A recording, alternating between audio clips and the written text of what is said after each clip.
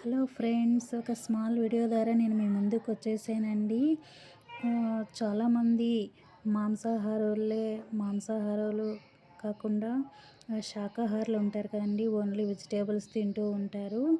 మాంసంతో పాటు సరిసమానంగా మనకు పోషకాలను అందించేటువంటి మిల్ మేకర్ మీరు చూసే ఉంటారు కదండి. ఆ మిల్ మేకర్తో మనము రకరకాల వంటలు అనేవి తయారు చేసుకోవచ్చు. అది ఎలా అనేది నేను ఇప్పుడు చూపిస్తాను. దానికి ఏమేమి ఇంగ్రీడియంట్స్ కావాలో మీకు నేను చెప్తానండి, ఎలా తయారు చేసుకోవాలో ఏంటని. ఇప్పుడు సోయా 65 ఎలా చేసుకోవాలో నేను మీ అందరికీ కూడా చెప్తాను ఫ్రెండ్స్. కావలసినటువంటి పదార్థాలు, మనకు ముందుగా మిల్ మేకరు పావు కేజీ కావాలి. దాని తర్వాత ఉప్పు, తగినంత ఉప్పు, కారం 1.5 చెంచా, గరం మసాలా చెంచా, అల్లం వెల్లుల్లి పేస్టు 2 చెంచాలు, పసుపు పావు చెంచా, మొక్కజొన్న పిండి 4.5 టేబుల్ స్పూన్లు, మైదా 3 టేబుల్ స్పూన్లు, మిరియాల పొడి చెంచా, పెరుగు 2.5 టేబుల్ స్పూన్లు, నిమ్మరసం 2 టేబుల్ స్పూన్లు, నూనె వేయించేందుకు సరిపడా ఆయిల్ కావాలన్నమాట. ఇప్పుడు దీన్ని మనము సోయా 65ను ఎలా తయారు చేసుకోవాలో నేను మీకు చెప్తానండి. అందరూ కూడా శ్రద్ధగా విని మనము సోయా 65 ఎంత టేస్ట్గా ఉంటుందో అందరూ కూడా తయారు చేసుకోండి.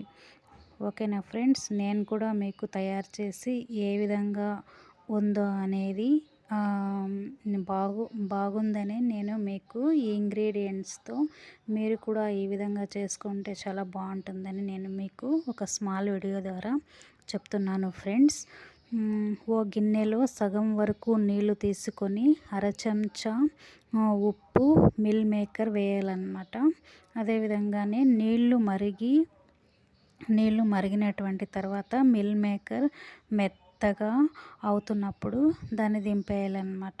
ఈ నీటిని పూర్తిగా మనము వంపేసి మిల్ మేకర్ను గట్టిగా పిండి ఓ గిన్నెలోకి తీసుకోవాలన్నమాట ఫస్ట్. దాని తర్వాత వీటిపైన నూనె తప్ప మిగిలినటువంటి పదార్థాలన్నీ వేసుకొని బాగా కలిపి ఒక అరగంట సేపు పక్కన పెట్టేయాలన్నమాట.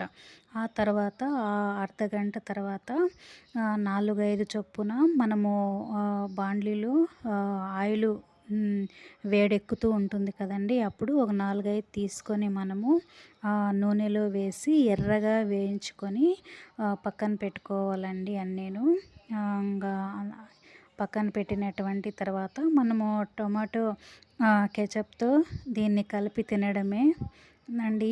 అంతేనండి, ఈ సోయా 65 అనేది చాలా రుచిగా ఉంటుంది ఫ్రెండ్స్. నా వీడియో అందరూ నచ్చినట్లయితే అందరూ కూడా లైక్ చేయండి, సబ్స్క్రైబ్ చేసుకోండి ట్రెండింగ్ ఉన్న యూట్యూబ్ ఛానల్ని. ఓకేనా ఫ్రెండ్స్, అందరికీ కూడా థ్యాంక్ యూ.